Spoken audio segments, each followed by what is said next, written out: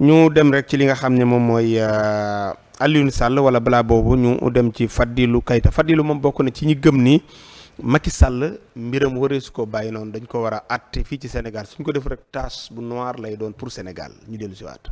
kon mandat d'arrêt moom xëy na ñun mën nañu toog di préparer di ko xaar. man li ma gëm bu ñu xëyee. man li ma gëm mooy président Macky Sall avec tout ce qu'il a fait au Sénégal bu répondre c'est-à-dire que il restera un point noir sur nos gouvernance ba ilaa yawmi diin parce que li fi am c'est-à-dire que tin du ay mus la ñoon rey de c'est-à-dire que ay doomu aadama la ñoon rey quoi.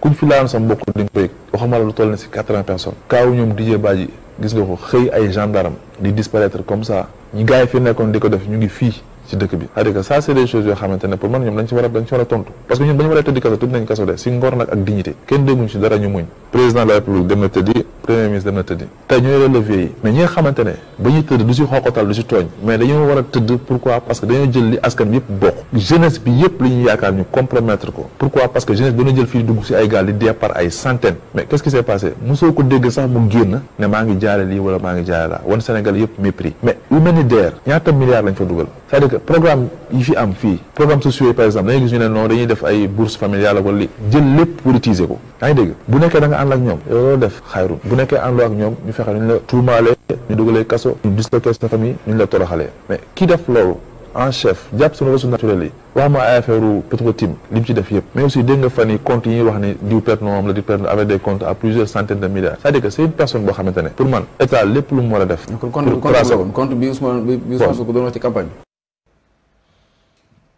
mi ngi noonu moom Fadilou wax naa leen ko ci njëlbeenu wax ji incha allah ci semaine bii ñu dugg ma jigéen Diop dina ko am entretien ndax accordé na ko ci kanam tuuti incha allah bu 9h jotee am nañu entretien exclusif boo xam ne itamit Omar Bun Khattab Gueye am na ko ak Ousmane Diagne loolu yi lépp dinañ ci dikk bàyyi ndax da ngaa bokk ak Fadilou xalaat ak ñi nga naan Macky Sall parce que dégg naa ko mel ni Moustapha Diakhaté kenn wax ko ni mënuñu ci moom dara mënuñu ko àtte parce que amul lu mu fi def ñoom nag dañoo jàpp ne bu ñu ko àttewul fii ci Sénégal daf mel temps noir lay doon.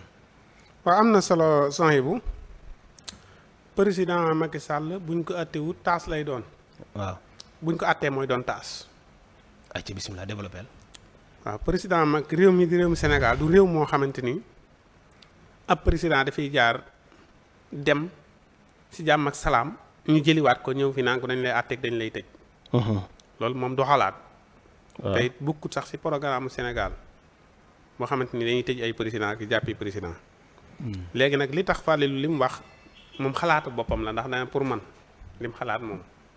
waaw nit nag am nga droit wax sa xalaat. mooy lim jàpp ni moo war a am. waaw moom loolu la jàpp. ndax nga jàpp ne bu ñu ko àttee lay nekk tache noire. non taas la lim tax mu jàpp ne bu ñu ko àttewut mën naa doon taas man noo tax ma jàpp ne bu ñu ko àttee taas la si Sénégal. waaw yow sa développement comme yow laa jàkkaarloo sa développement ci loolu lan la. taas la si président Bassirou Diomaye Faye.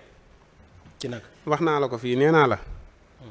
Senghor yor na ba bàyyi jox Abdou Diouf bi mu ñëwee dafa jublu si liggéey bi yor ba bàyyi jox Ablaye Wade bi mu ñëwee da koo sargal weer wu dee ñu fay ko jublu si liggéey bi Macky Sall mi bi mu ñëwee ak lu fi Ablaye Wade mënoon di def jël na Ablaye Wade teg ne weer wu dee mu jox ko lim sartoog moom jublu si ak njabootam ni leen kaay leen ngeen leeral lii ñim si war a jàpp ñëpp ñu woo leen convoqué leen jàpp leen. am na si ñoo xamante ne ñaar lañ jàpp ñeneen ñi bi ñu ràllee ñi si des xamoo leen mais jàpp nañ si ñu bëri bëri. man ñi ma gis ko ci réew mi la. ma ni la Macky Sall bi mu wootee ñaar la téye.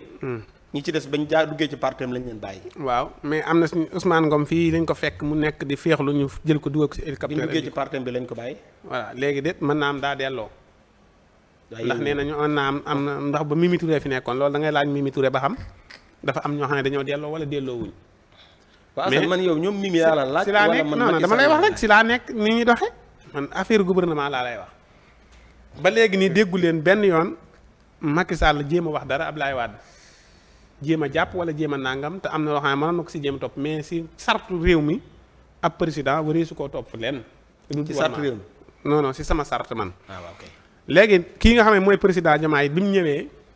bi mu faloo président Macky Sall dafa woo mu ñëw ñu toog ñu waxtaan mu leeral ko palais bi wax ak moom.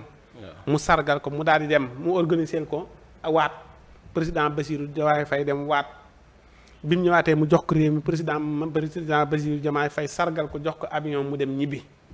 waaw boobaag léegi dégguñu président Bassirou Faye yëkkati kàddu jëmale ko si président Macky Sall xalaatu ko li ko war mi ngi liggéeyam. gouvernement bi ñu ngi liggéey seen liggéey. mais man président yi ma limal. Macky Sall li ko Abdoulaye Wade defal. defal ko président Diomaye. nan defal ko président Diomaye bala ngaa ñëw ci yow. defal na ko kay président Macky Sall moo fal Diomaye. nu mu ko fale. nu mu ko fale. li mu def. muy ni mu doxalee ak ñoom moo fa mu fal. déedéet. kay. même bu ko defuloon day daanu. mais Macky Sall bu ko deful toon day daan Abdoulaye Wade deful toon day daan. waaw nag xam nga ma gis Abdoulaye Wade bi muy def. presse serment. waaw presse bi dañoo ñëw fekk ko pale ñu def li ñuy def après mu jox ko léegi ngay wax ak njabootam dem. Macky Sall keroog bi fi am ci jam ñaajo fi la nekk pale. fekkewu ko. jabaram fekkewu ko. mu toog ak xaritam bi président Diomaye ñëwee. mu nuyoo ak moom génn jël avion dem yoon. Macky Sall dafa jiitu loolu. dafa jiitu waat bi laataa waat bi la woo président Diomaye mu ñëw toog ak moom toog. mu waxtaan ak ñoom waxtaan ko njaboot. waaye léegi ñëwal ma ci tache noire bi. bi nga wax ni buñ ko attee lay doon. maanaam mooy fii ma jaar loo xamante ni nit musta rempli président ba jublu ba xalaat loolu. kon président Diomaye buñ ko xalaat loolu. loo xamante ni mosoo gis président bu ko def Sénégal boo ñëwee bul ko def. lijjanti réew mi teg ko ci yoon. koo war a woolu ko koo xamante ni lii la def ko. ok waaw ndax président Macky Sall nag. doo dem fenn xaj na gis benn signature boo xam ne danaan jàppal ma diw wala rayal ma diw wala nangam wala sàccal ma diw wala nangam ndax président la woon président njiitum réew la woon. am immunité.